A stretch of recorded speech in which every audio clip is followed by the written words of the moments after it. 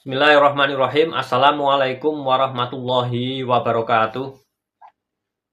Waalaikumsalam warahmatullahi wabarakatuh. Alhamdulillahirabbil alamin. Pada kesempatan malam hari ini bertemu lagi dengan Peta Islam ya. Seperti biasa, saya dengan Ustadz Adib Susilo Siraj mau membahas tema-tema menarik ini, terutama yang sudah kami persiapkan, yaitu tema khusus untuk menjelang Hari Raya Kemerdekaan ya, 17 Agustus ya. Ya, Ya, kita mau membahas tema kaitannya dengan Indonesia nih.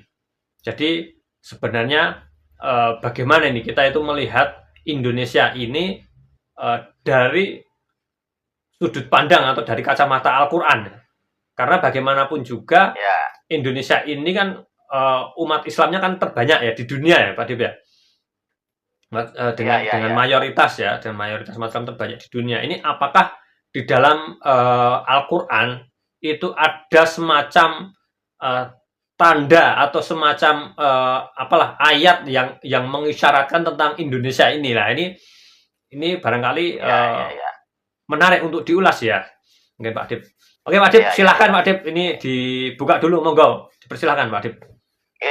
Terima kasih. Assalamualaikum warahmatullahi wabarakatuh. Waalaikumsalam warahmatullahi Ya, wabarakatuh.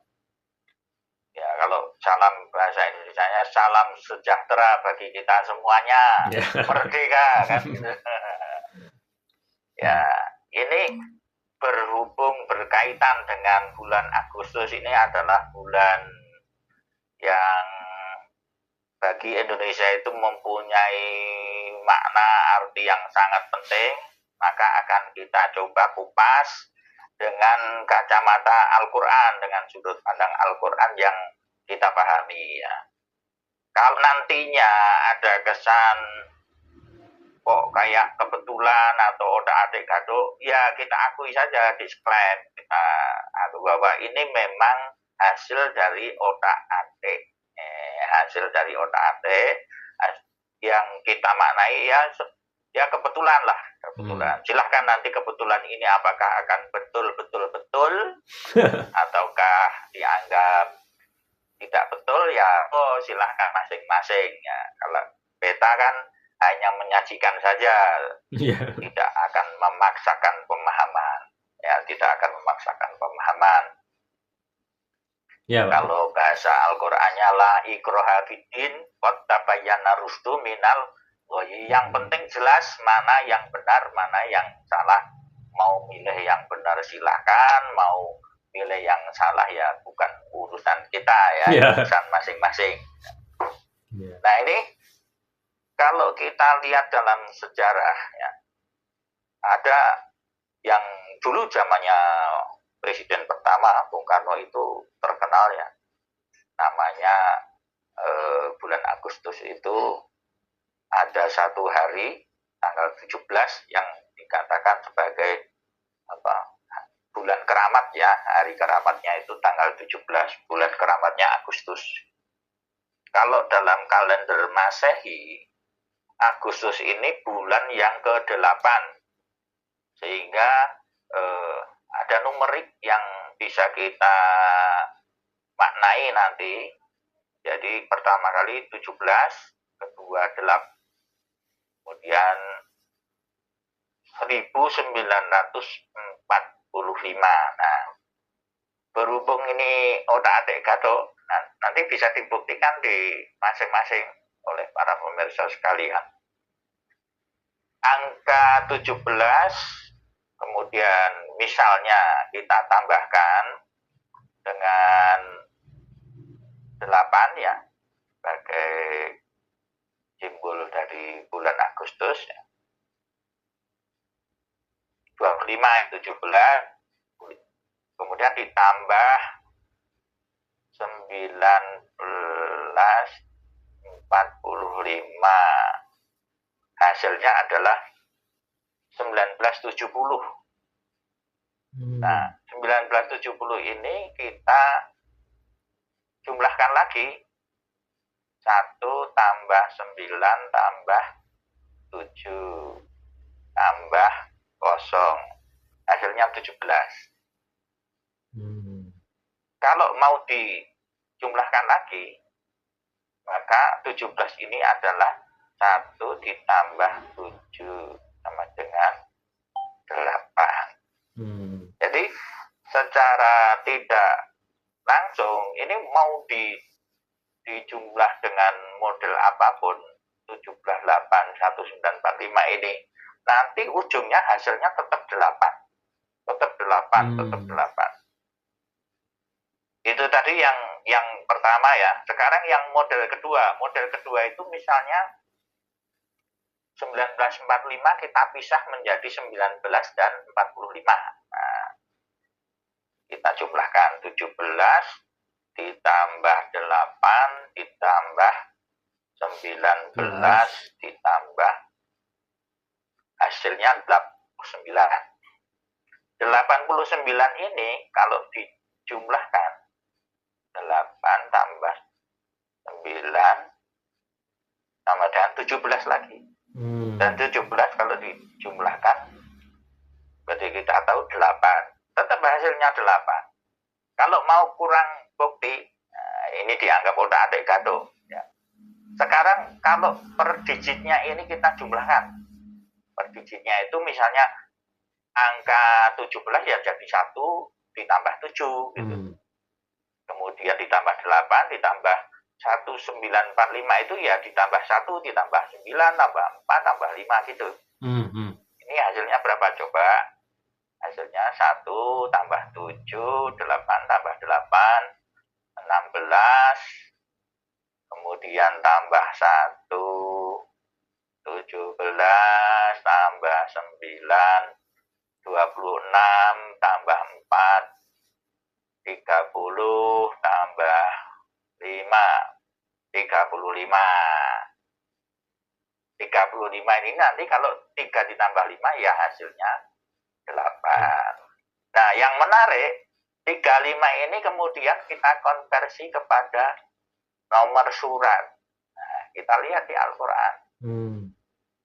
Di dalam Al-Quran surat nomor 35 itu adalah surat Al-Fatir. Al-Fatir. Surat Al-Fatir. Di dalam surat Al-Fatir ayat 27, ini bisa kita lihat di mushaf masing-masing. Saya bacakan. A'udzubillahi minasyaitonirrajim. Bismillahirrahmanirrahim. Alam taro annallaha anjala minas sama'i ma'an fa akhrajna bihi samaratin mukhtalifan alwanuha wa minal jibali judatun bidun wa khumrun mukhtalifun alwanuha wa gharabibu sudun. Terjemah cepat saja yang standar orang Indonesia ya. Kalau perdebatan terjemah nanti silahkan di session yang berbeda ya. Tapi ini saya baca apa adanya saja. Tidakkah kamu melihat bahwasanya Allah menurunkan hujan dari langit, lalu kami hasilkan dengan hujan itu buah-buahan yang beraneka macam jenisnya. Dan di antara gunung-gunung itu, wa minal jibali judatun, di sini diterjemahkan garis-garis, bidun wa khumrun, putih dan merah, yang beraneka macam warnanya, dan ada pula yang hitam pekat. Nah ini, jadi satu-satunya ayat, bukan merah putih, tapi putih merah ya. Tapi ini kan simbol ya, bukan berarti kalau putih merah mesti polada, tidak ya. Indonesia itu merah putih pernah kebalik jadi pekan. Jadi satu-satunya ayat yang menyebut tentang merah putih ini ada di surat Al-Fatir ayat 27. Nah, ayat 27 Dan Al-Fatir ini kalau kita jumlahkan digitnya, jadi 3 tambah 5 tambah 2 tambah 7. Ini juga 17, Mas. Ya. Dan sekali lagi, kalau 17 ini ditambahkan digitnya, 1 ditambah 7 ini 8. Apa artinya 8? Di satu segi itu simbol bulan Agustus, tapi dalam numerik kelipatan 19, 8 itu punya makna yang luar biasa. Jadi kalau kita lihat di dalam daftar indeks itu bilangan prima ya. Bilangan prima kita hitung dari 1, 2, 3, 4, 5, 6. Bilangan prima yang ke-8 itu 19. Jadi 19 itu bilangan prima yang ke-8. Nah, terus apa maknanya angka 17? Terkenal sekali kalau kita lihat di Wikipedia atau kita cari di Google, bilangan prima ya. 17 ini adalah kembaran dari 19. Namanya prima kembar, twin prime. Jadi prima kembar itu, sehingga karena primanya itu berdekatan disebut dengan prima kembar. Untuk konteks Al-Qur'annya bagaimana? Jelas sekali, 19 itu simbol dari Bismillahirrahmanirrahim. Kalau nggak percaya, ya silakan dihitung, itu jumlah hurufnya. Kemudian ayat pertama itu dalam Al-Fatihah itu Bismillahirrahmanirrahim. Ayat keduanya Alhamdulillahirabbil alamin. Itu kalau kita hitung jumlah ayatnya adalah 17. Apakah ini kebetulan? Ya, silahkan dicek di rumah masing-masing Ustaz. Jadi kalau secara teori numerik itu ada prima kembar 17 dan 19, di dalam Al-Quran itu simbol Bismillahirrahmanirrahim dan Alhamdulillahirrahmanirrahim. Rabbil alamin. Bismillahirrahmanirrahim itu 19, Alhamdulillahirabbil alamin itu 17 huruf. Tuh. Dan 8 tadi apa? Adalah bilangan prima yang ke-8 itu 19. Okay. Nah, itu salah satu apa namanya, kalau kita mau ngotak-atik apa. Tapi ngotak-atik ini tidak ngawur ya, ada teorinya dan bisa dibuktikan. Jadi disebutkan di situ jelas sekali, nanti surat nomor 35 itu Al-Fatir ayatnya 27. Kira-kira gimana? Iya, berarti artinya kalau kaitannya dengan Indonesia tadi, kalau dikaitkan dengan numeriknya itu memang terhubung ya Pak Dewa? Apa namanya? Secara perhitungannya itu memang ya, klop gitu ya? Terhubung dan banyak sekali. Banyak sekali. Ini belum kita bicarakan yang 1945. Tadi baru yang masih yang 8 17, ya? 8. 8 ya. 17 8 ya. Karena 17 dengan 8 ini sangat dalam perhitungan numerik 1 ditambah 7 itu 8 gitu. Iya. Kemudian kalau di dalam Islam juga 17 itu terkenal dengan misalnya salah satu yang terkenal yang populer yang sudah lama, jumlah rakaat dalam 5 kali sholat wajib sehari-hari itu kan 17. Sedangkan kalau kita lihat di dalam penomoran mushaf, 17 adalah surat Al-Isra. Iya. Surat Al-Isra. Oke, oke. Terus yang 1945-nya Pak Adip? Apa masih ada tanda-tanda lagi Pak Adip? 1945.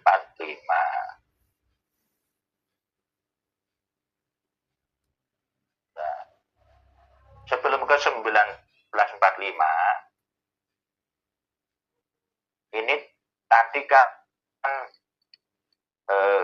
kita sempat hitung juga, karena Al-Quran ini jumlah suratnya itu kan 114 semuanya. Jadi numeriknya itu cuman maksimal 3 digit, ya kan?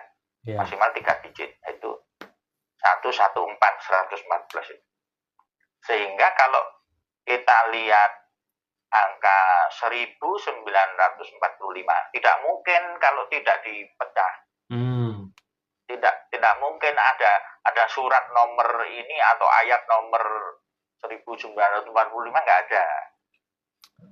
Tetapi yang ada adalah surat nomor 19 dan surat nomor 45. Sehingga bisa kita kalkulasi begini. Pertama 17, oke, masih ada.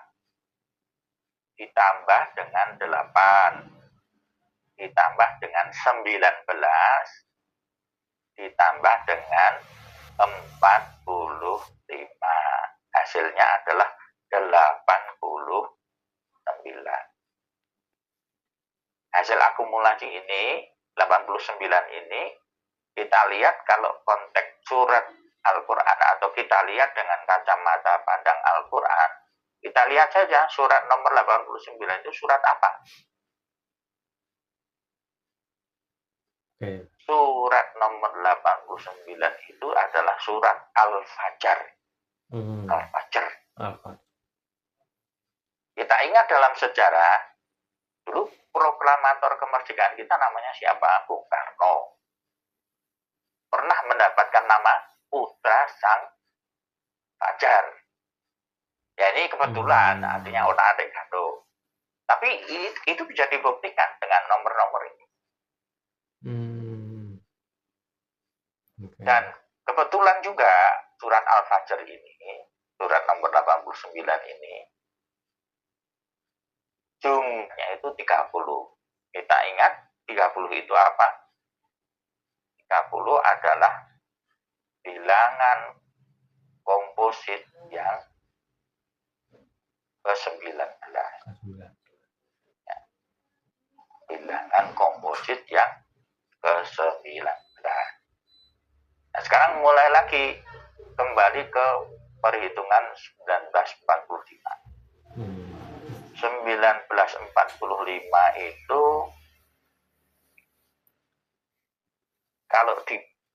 sekali lagi kalau diutuhkan 1945 kan enggak, simbol di Al-Quran kan enggak bisa kebaca.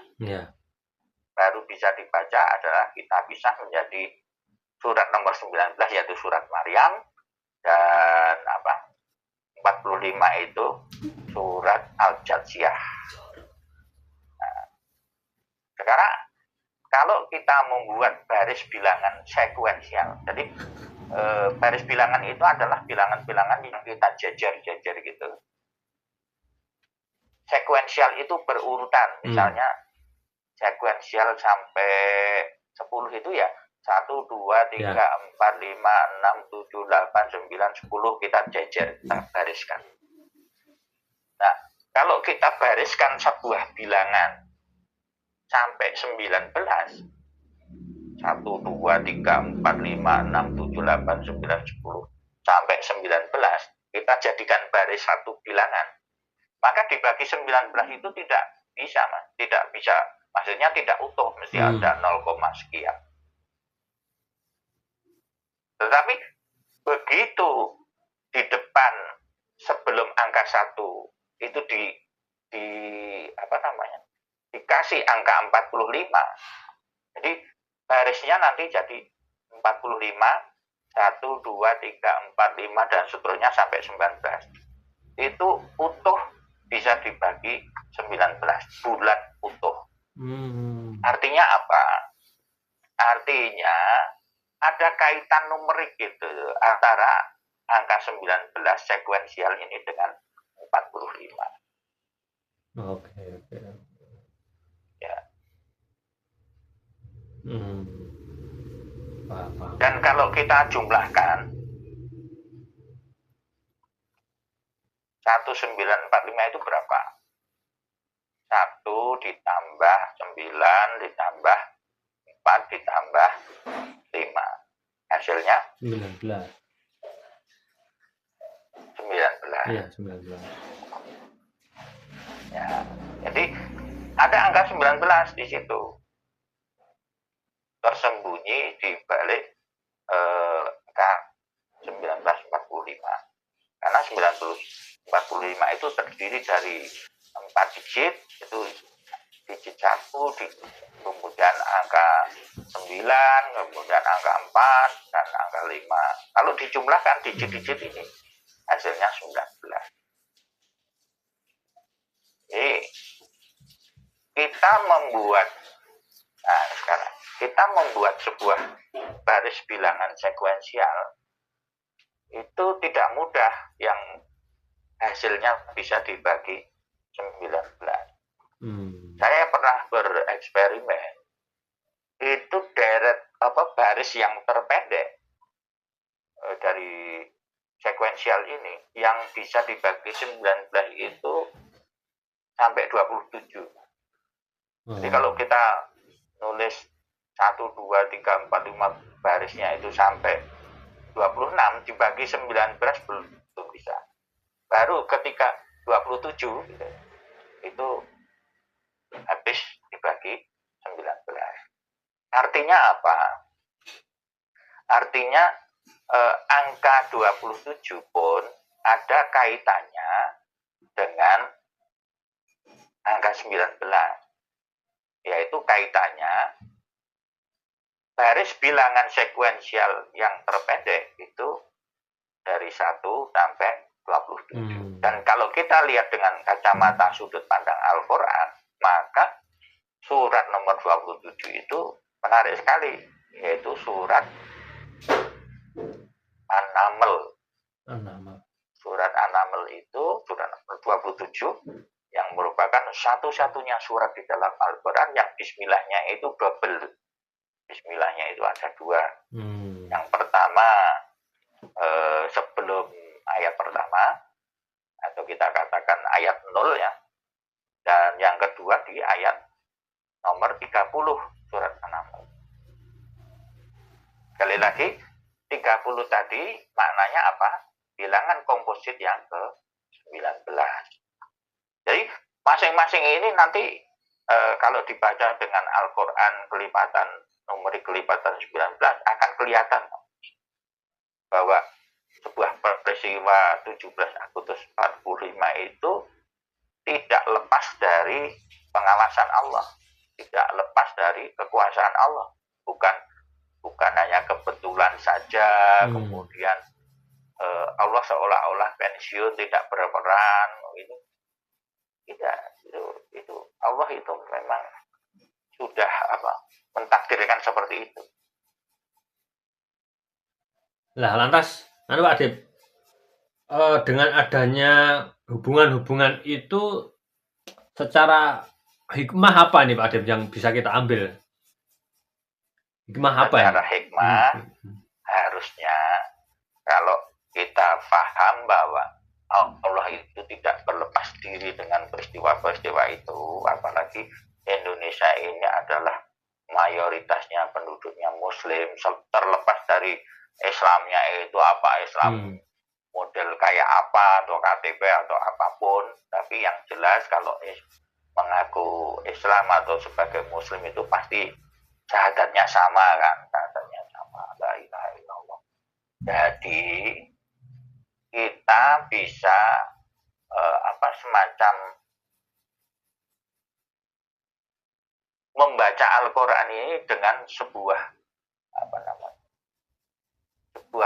pemahaman bahwa Allah itu mengetahui tentang kita, tentang Indonesia, dan tentang masa depannya juga. Ya kan ini kadang-kadang kan seolah-olah Allah itu berlepas gitu loh.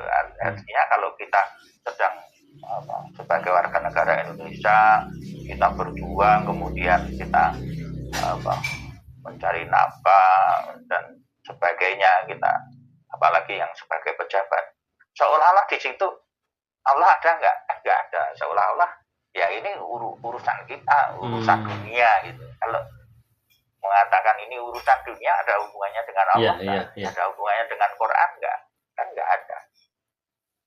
Nah, itu hikmahnya.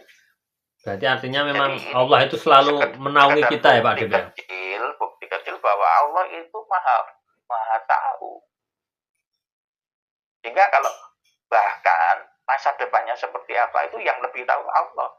Kita malah nggak tahu sebetulnya. Nah, kalau mau tahu Indonesia itu masa depannya seperti apa, ya tanya kepada Allah. Jawabannya di Al-Quran. Oke, nangkap.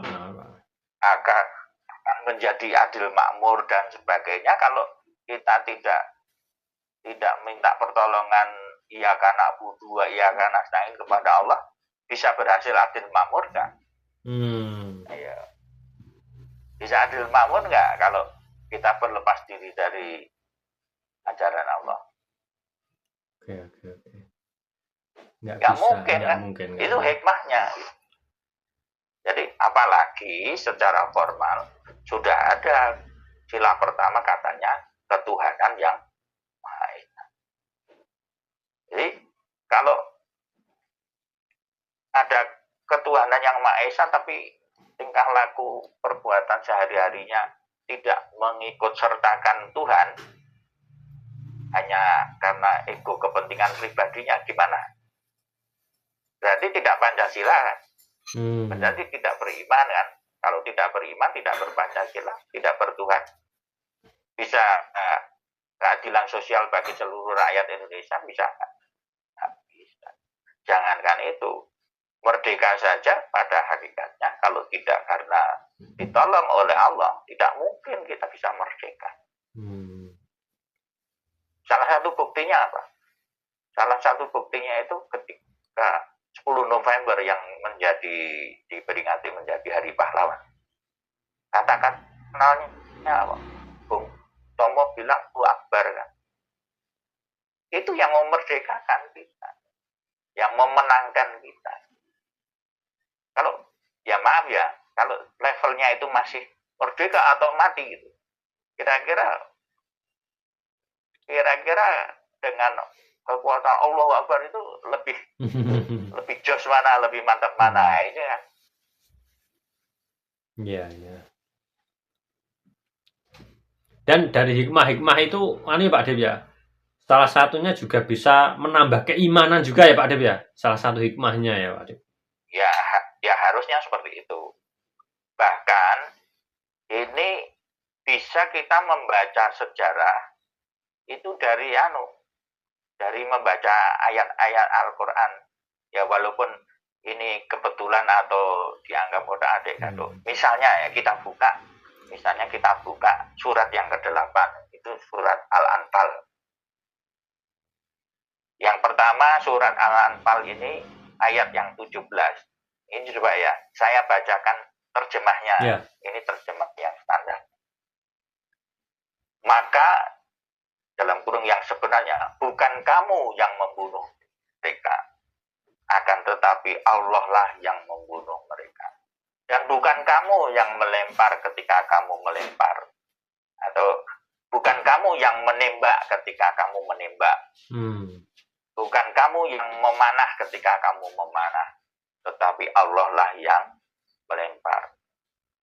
Allah berbuat demikian untuk membinasakan mereka dan untuk memberi kemenangan kepada orang-orang mukmin dengan kemenangan yang baik. Sesungguhnya Allah Maha mendengar lagi Maha mengetahui. Ini kan secara tidak langsung kan sejarah perjuangan. Jadi kalau kita itu membunuh mereka yang penjajah itu bukan bukan kamu secara pribadi, itu Allah itu yang bisa menghidupkan, mematikan. Wa ma romaita id romaita walakinnallaha roma.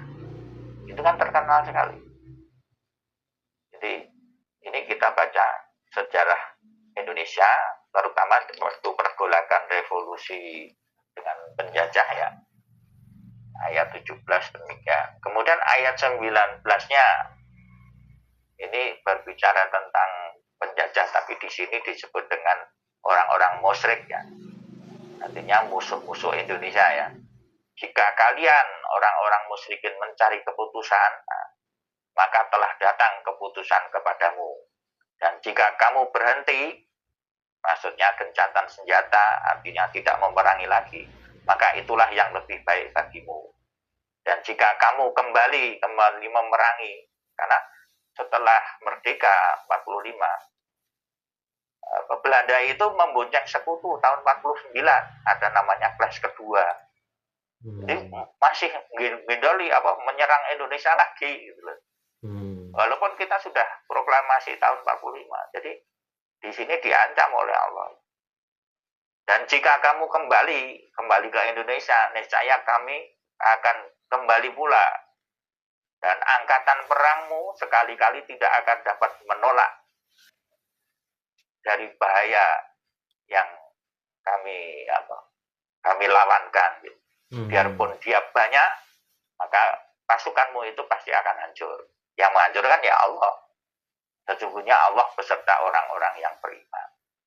Dan terbukti ketika Belanda membonceng sekutu tahun 49 itu mau menjajah kembali, itu nggak bisa. Bahkan konon tentara Inggris di Surabaya itu, Jenderal Malabi itu meninggal, itu dibunuh dalam peperangan 10 November itu. Itu jenderal dari Inggris, Jenderal Malabi. Jadi padahal kekuatan angkatan perangnya berkali lipat lebih hebat dibanding kita, kan istilahnya simbolnya bambu runcing gitu. Mereka ada pancer, ada tank, ada senjatanya lebih canggih lah bandingkan ini.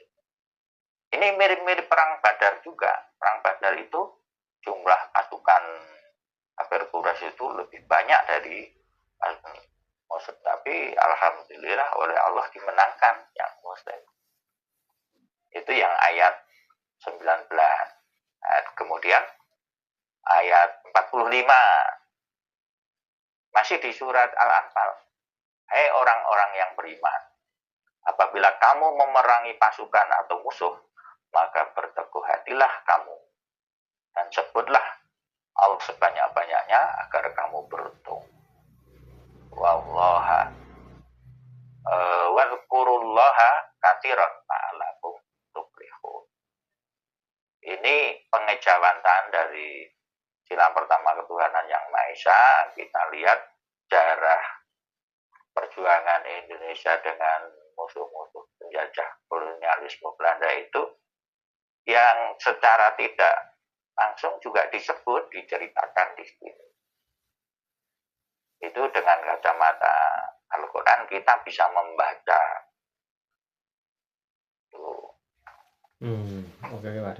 Nah, kalau kita mau berbicara tentang bagaimana kira-kira masa depan Indonesia, nanti sebetulnya ada, karena Allah itu kan Maha tahu apa yang belum terjadi menurut kita. Bagi Allah waktu itu kan sudah di dalam genggaman, maksudnya tidak ada hari kemarin, besok. Sekarang bagi Allah itu nggak ada. Allah itu nggak terkungkung oleh zaman. Hanya manusianya yang kemudian ada kemarin, sekarang, besok. Karena manusia itu terkungkung dalam ruang dan waktu. Tetapi Allah itu enggak. Bagi Allah itu enggak ada esok, enggak ada hari ini, enggak ada. Ya semua itu sudah terjadi. Dan tidak bisa kita bayangkan ya. Allah kan di luar ini. di luar ruang dan waktu. Oke, Pak Adib. Misalnya Indonesia punya cita-cita mau adil makmur. Ya, kalau mau tanya kepada Allah dan mempelajari Al-Quran dengan kacamata Al-Quran, insya Allah lebih mudah tercapai. Dengan syarat setelah tahu mau mengamalkan. Kalau setelah tahu tidak mau mengamalkan ya sama saja.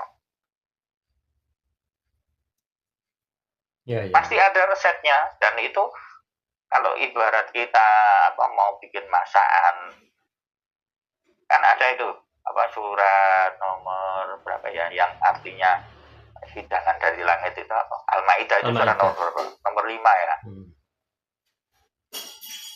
Ya kan? Nah, kalau mau hidangan dari langit yang lezat, yang nikmat, ya resepnya dari Allah, karena yang paling tahu Allah. Ada semua di dalam Al-Quran, nggak mungkin nggak mungkin terlewat lah. Dengan syarat kalau sudah tahu ya mau aja. Kesimpulannya yang utama yang kita bisa kaitkan dengan masalah Hari Kemerdekaan Indonesia yang terdiri dari 17/8/45 ini adalah surat Al-Fatir ya. Surat Al-Fatir, sekali lagi surat Al-Fatir. Karena apa?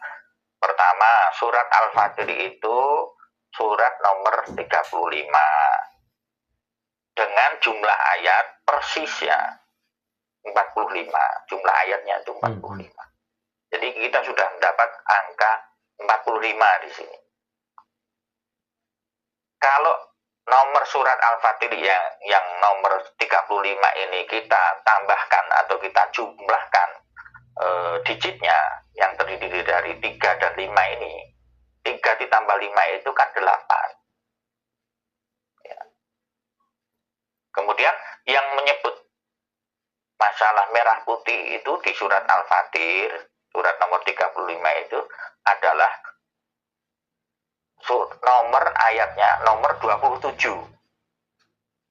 Sehingga kalau kita jumlahkan 3 plus 5 plus 2 plus 7, ini jumlahnya persis 17. Sehingga dari surat Al-Fatir ini saja kita sudah dapat angka 17/8/45. Ya. Ini dibilang kebetulan ya silahkan, dibilang otak-atik kado ya monggo.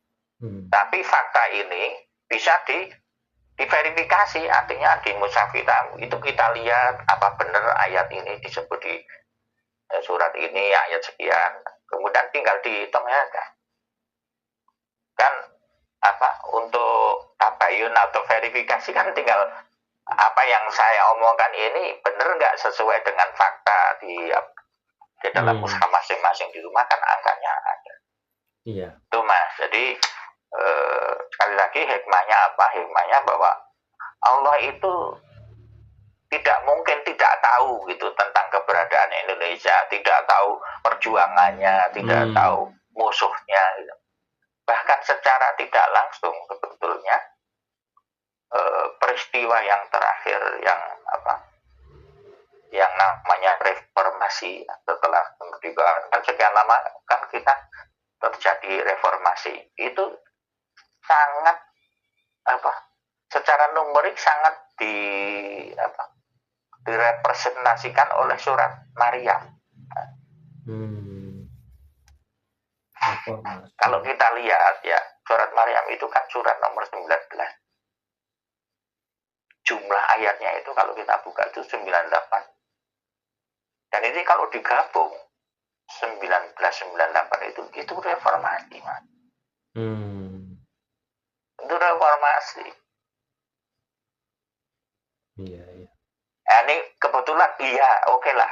Tapi ini kalau kita buka mushaf ayatnya surat 19 ini, surat Maryam ini memang persis 98. Dan kalau itu digabung 1998 itu reformasi kita. Iya. Bahkan kalau kurang yakin ya ini sekedar otak-atik kado. Sekarang kita abaikan surat Maryam. Kan kita punya angka 98 sebagai jumlah ayat dari ayat surat Maryam tadi. Kita lihat sekarang 98 itu bukan jumlah ayat. Kita lihat sebagai simbol dari nomor surat. Nomor surat 98 ini adalah persis surat Al-Bayyinah. Di mana Al-Bayyinah itu surat 98 punya ayat jumlahnya persis 8. Sehingga kalau angka 19 itu dijajar dengan 98 dan dijajar lagi dengan 8, itu sebuah bilangan yang sangat perfect ya. Di 19, 98, 8 itu sangat perfect, dibagi 19 itu utuh bulat 1052. Artinya apa? Artinya surat Maryam dengan surat Al-Bayyinah itu mempunyai intersection di 98. Ya. Jadi 1998 8 yang pertama 98-nya itu sebagai simbol jumlah ayat surat Maryam. Yang kedua simbol nomor dari surat Al-Bayyinah. Jadi ya sekali lagi ini dianggap udah ada kado ya monggo, dianggap kebetulan ya silahkan. Tapi bisa diverifikasi, bisa dibuktikan sendiri di rumah masing-masing. Toh ini angka-angka didapatkan dari mushaf yang ada, mushaf standar lah. Sekali lagi hikmahnya apa? Hikmahnya jangan sampai kita bangsa Indonesia yang bersila pertama ketuhanan yang Maha Esa ini sampai meninggalkan Al-Quran. Kenapa? Karena representasi simbolik dari eksistensi Allah itu Al-Quran, hanya itu. Kita kalau mau bertanya kepada Allah, berdoa segala macam, kalau tidak membaca Al-Quran ya tidak bisa. Karena Al-Quran ini jembatan penghubungnya. Ibarat energi listrik itu kabelnya. Hablum minallah. Orang barat malah bisa tahu hablun itu apa. Kalau kita kan menerjemahkannya hablun itu sama dengan tali. Kalau tali nggak mengalirkan arus, nggak bisa mengalirkan arus. Hablun itu harus diterjemahkan kabel seperti orang barat itu. Kabel itu ya kayak tali tapi dia mengalirkan arus. Jadi ada kesadaran di situ dari Quran itu ke dalam diri manusianya, baru itu berfungsi gitu. Ya diikat pakai tali ya bisa seakan-akan menyatu, tapi menyatunya karena diikat itu seperti orang tahanan, Mas. Diborgol gitu. Dipaksa ya. Iya, beda dengan arus. Ya itu hikmahnya. Jadi saya kira itu dulu Mas untuk masalah kaitan membaca Indonesia dengan kacamata Al-Quran. Masih sangat banyak karena Al-Quran itu kan melimpah ya sebagai sumber informasi yang primer gitu. Iya. Apalagi kalau kita mampu membaca yang implisit ya, yang tersirat itu.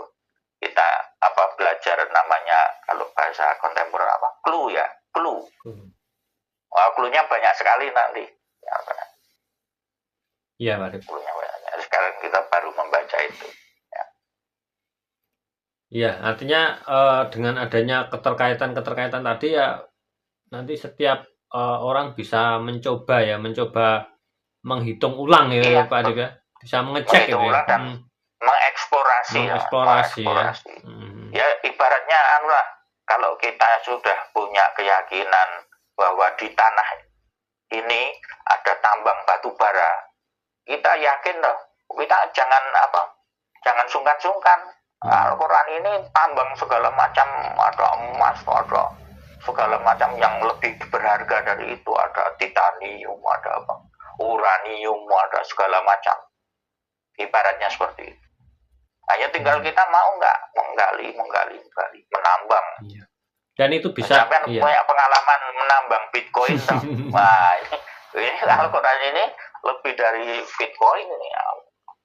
Dan itu bisa dipastikan ya Pak Adib ya, kalau misalnya eksplorasi itu dilakukan ya terhadap bangsa ini akan berakibat ya kemakmuran ya mungkin di Indonesia ini. Pasti kemakmuran itu nanti. Pasti, karena janji Allah itu pasti.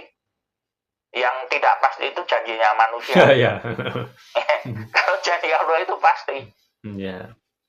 Oke, menarik sekali ya Pak Adib ya. Ya. Mungkin barangkali itu nanti bisa buat netizen nanti untuk mengeksplorasi, nanti bisa bisa komentar hasil eksplorasinya, nanti bisa diulas lagi ya Pak Adib ya. Karena kan ini kan nggak bisa selesai dalam satu kali podcast sebenarnya kan, nggak bisa dalam satu kali. Itu luas ya, karena menyangkut Indonesia ini ya Pak Adib ya. Nah, untuk penutup Mas, untuk menutup nih. Tadi kita sudah membicarakan kaitan-kaitan angka 8. Nah, untuk pemilu 2024 besok, harap hati-hati, waspada ini. Ini presiden yang akan kita pilih ini presiden yang ke-8. Oh. ya coba nih. Ini clue juga ini. Ya silahkan nanti dieksplorasi lagi. Menarik itu. Ya. Oke, mungkin gitu dulu Pak Adib ya. Ini sangat membutuhkan waktu yang lebih ini untuk mengeksplorasi dan paling tidak jadi inspirasi lah. Jadi inspirasi, penyemangat. Jadi awal membuka wawasan baru ya. Oke, mungkin gitu dulu Pak Adib, sobat-sobat Peta Islam semuanya.